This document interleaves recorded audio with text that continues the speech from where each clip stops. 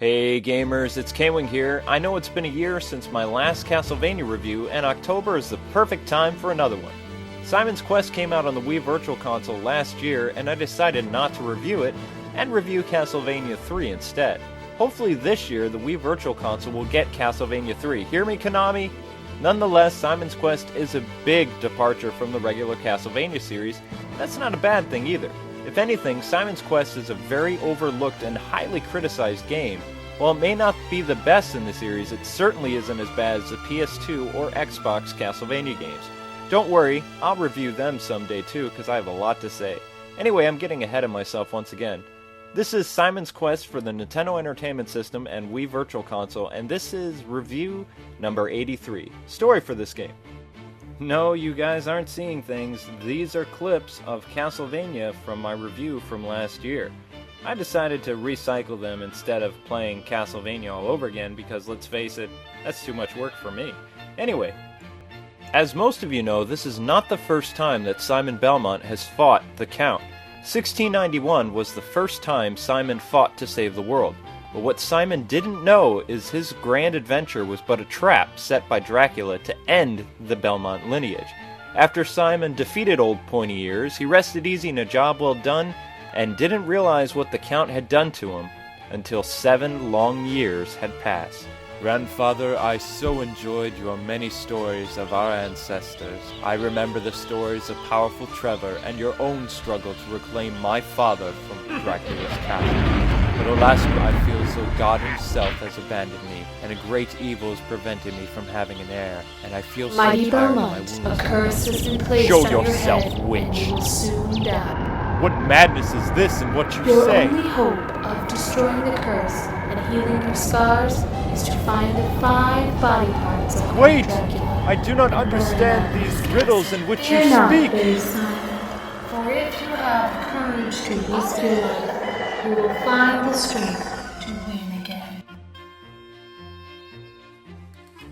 One of the things that makes Simon's Quest stick out so much compared to the other series is that Simon actually has to visit different towns and find clues about Dracula's missing body parts by talking to the different townspeople. So very similar to what Nintendo did with Zelda 2 and having Link go to different villages and stuff. Then, like every other Castlevania game, Simon has to fight numerous monsters, but what's really interesting about Simon's Quest is the transition from day to night. Now what's cool about this is not only is there like this clock where the time is very important, but the enemies get much stronger at night too. Another thing that's interesting about this game is the player will have to buy and find many items in this game to increase your chances for victory. And you'll actually use the hearts in this game as your currency, which is a huge difference compared to the last Castlevania game.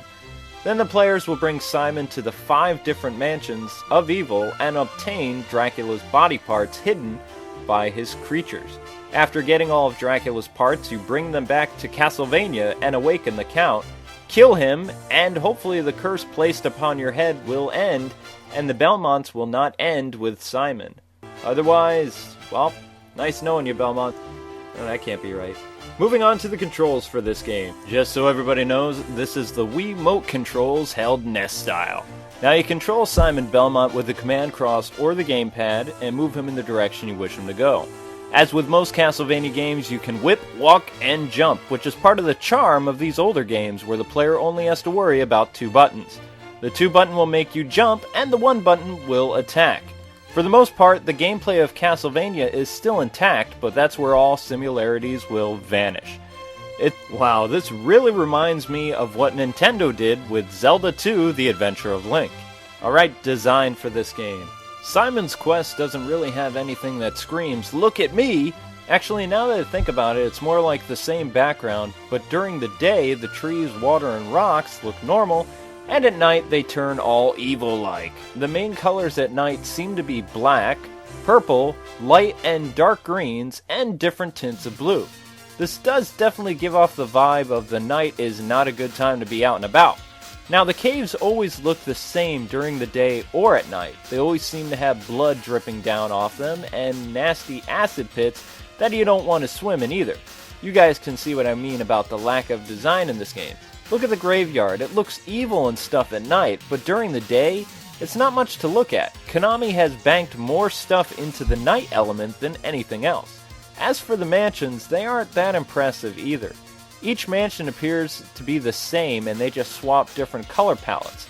Although the mansions themselves are not the same, only in appearance, the layout for the most part is always different, and that's a good thing, trust me. I like the spear pits, but nothing really sticks out to me. Ha! Grim Reaper looked really cool, but this game only has 3 bosses. At least they look well designed. Time for the music and sound for this game. As far as music goes, this game rocks. The theme that is still used in most Castlevania games today is none other than Bloody Tears. You can't make a Castlevania game without some version of this song. I did like the game's music a lot, and the sound effects were good too. Throughout most of this review, you will hear different arrangements of Bloody Tears, because I like it that much. The only really sad thing about the music is lack of how long the music actually lasts. It repeats a lot, and the whole soundtrack for this game is no longer than 9 minutes, which is a real shame. But it's a good thing that most of the songs are great and really add to the gaming experience. Bloody Tears is such an awesome song. Alright, memories for this game. First off, this game gives the player a choice to go left or right at the beginning. When I first played this game, I decided to go left, a move that would later haunt me. Now keep in mind, when this game came out and the age I was when I played it, I didn't really know what I was doing. So I'm recreating the scene for everybody. Basically what happened is, well, these big monsters came out of nowhere, and my whip took me forever to kill them, and just when I thought I couldn't get in any more trouble, I end up getting killed by these things. So to see if it was a fluke, I tried again, and I ended up fighting the monsters, and I was surrounded, and I failed. Then I followed with a huge tantrum, and giving my controller air lessons and slamming stuff up against the wall, and after calming down, I finally decided to go right, and lo and behold, I realized the errors of my ways. But being the proud little kid I was, I never admitted it was wrong for me to go left instead of right. I love the history segments, don't you?